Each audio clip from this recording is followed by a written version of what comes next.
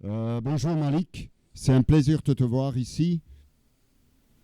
Ça fait plaisir, monsieur Thomas, de faire tout ce que tu fais ici, tous les gens qui sont ici, qui travaillent, tous les amis qui sont ici, qui travaillent, tout ça.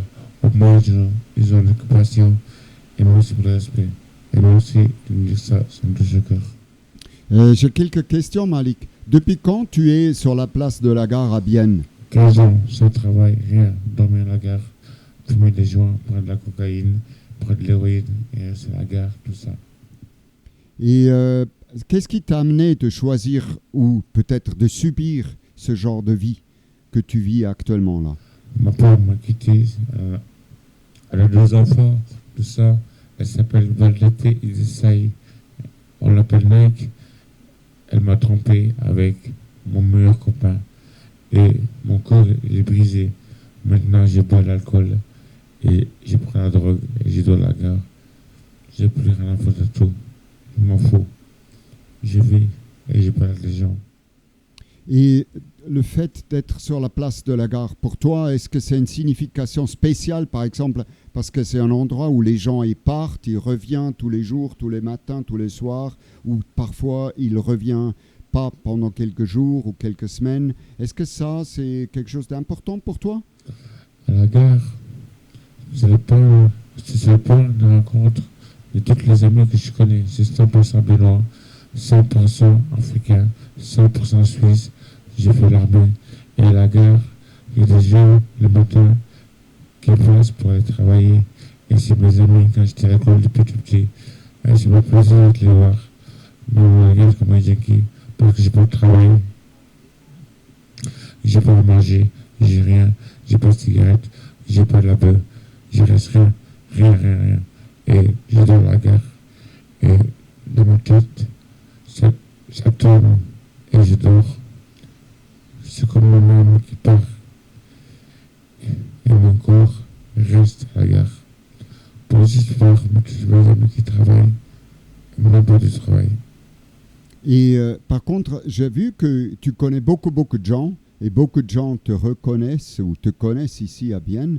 Est-ce que parmi ceux-là, à part tes amis là que tu as nommés, qui sont aussi sur la gare, est-ce que tu as des relations avec les gens qui vivent dans la ville de Bienne, qui ne vivent pas forcément à la gare? Il y a des gens bien, il y a des gens faux. Il y a des vrais amis, il y a aussi des faux. Moi, je pense à tout le monde, j'aime tout le monde. Mais bon, il y a des gens qui gagnent même une fois par mois, qui passent qu'à eux.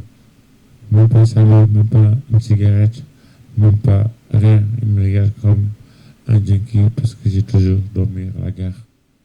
Et qu'est-ce que tu as pensé quand tu avais vu qu'on construit là devant la gare, devant ton endroit, une grande sculpture? Qu'est-ce que tu as pensé au départ quand je ne te connaissais pas encore et qu'on ne s'est pas encore rencontré? Qu'est-ce que tu as pensé?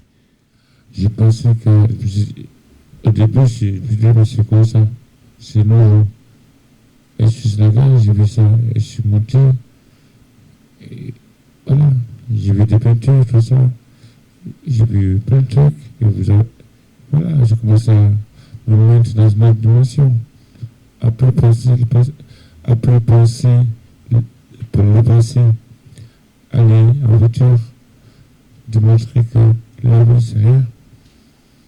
L'amour, c'est de l'art, et des amis qu'on aime, et des enfants, et les femmes qu'on aime, simplement. Dès que j'ai vu cette structure, ça m'a plu, parce que je connais beaucoup de gens un peu différents, très intelligents, et ça m'a plu. C'est pour ça que je viens ici. En plus, j'ai 4 bières par jour, je peux manger gratuitement, et les gens, voilà, ils peuvent décider, on est tranquille. Au moins, les gens riches dorment, non pas comme des gens mal, entre deux boîtes de bière, comme des équipes. Au moins, d'en haut, eux, ils font ce qu'ils veulent. Nous, d'en haut, grâce à toi. Alors, tu interviens tous les jours dans maintenant les paroles de Malik. Tout à l'heure, dans 1 heure d'ailleurs, tu vas parler tout à l'heure dans le forum. J'ai compris que les thèmes récurrents dans lesquels tu parles, c'est l'Afrique, l'importance de l'Afrique, c'est le respect des femmes, et aussi que tu parles de ta condition d'homme devant la gare. Je voulais savoir, est-ce qu'il y a d'autres thématiques que tu vas développer au cours de cette sculpture ici? Tu penses à autre chose que tu vas développer? Je vais développer des choses que personne ne sait. Je vais aller au-delà de n'importe être humain le sait. Au-delà de tout. Mais d'abord, respect de l'être humain et respect de tout vivant sur terre et respect les femmes.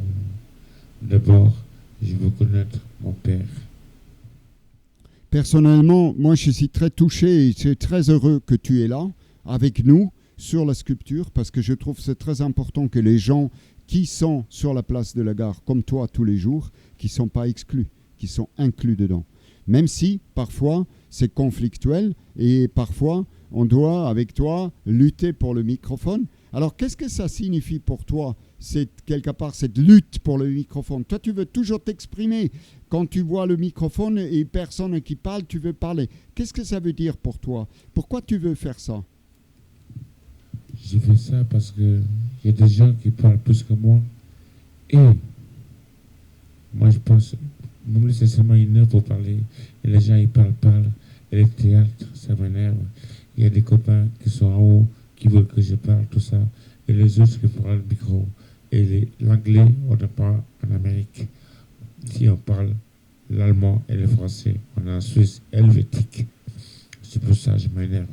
Toutes ces conneries, je ne comprends pas, simplement. Après, j'ai vu que tu as développé depuis 3 semaines, tu as développé un travail artistique, tu commences de peindre, tu fais beaucoup des dessins avec une technique très simple et en même temps très dense, très chargée, avec beaucoup d'énergie. Qu'est-ce que ça t'apporte de faire ces dessins? Ça m'apporte rien. Ça m'apporte parce que moi, je dors toujours dehors.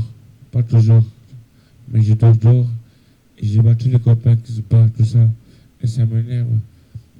Il y a 2 copains, exemple, je les connais. Et comment je vais faire? Ils se battent à la Coupole, au 48, à la Vieille Ville, place Centrale, place de la Croix. Ils se battent tout. Et moi, je passe, ça fait mal. Alors, je peux faire me souvenir à ça. Tous les copains que je connais.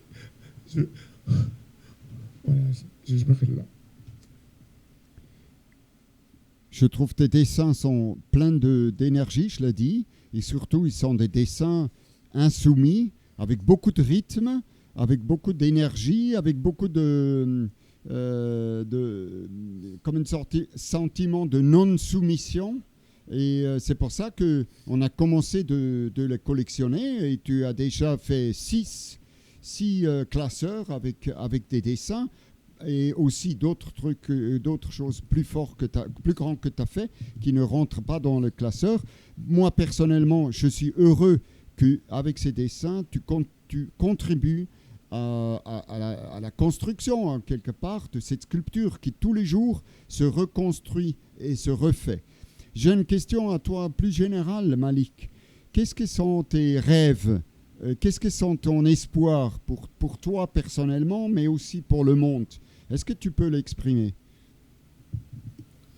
Mon rêve pour l'espoir pour le monde, c'est tous les pauvres qui ont mangé. Et les politiques, ils arrêtent leurs mensonges. Les journaux, toutes ces conneries qu'ils font, les présidents, tout ça, tous les politiques, tout ça, tout ce qu'ils disent, tout ça.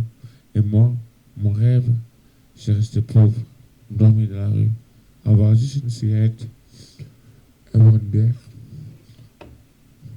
Et je veux juste être humain, qu'ils soient tous pauvres, vieux, n'importe quel pays, n'importe quoi, que tout le monde soit heureux, simplement. Moi, je veux rien du tout. si j'ai une bière, une cigarette à manger, je suis heureux. C'est mon rêve. Merci Malik pour cette conversation. Merci. Merci. Ok, super. Super.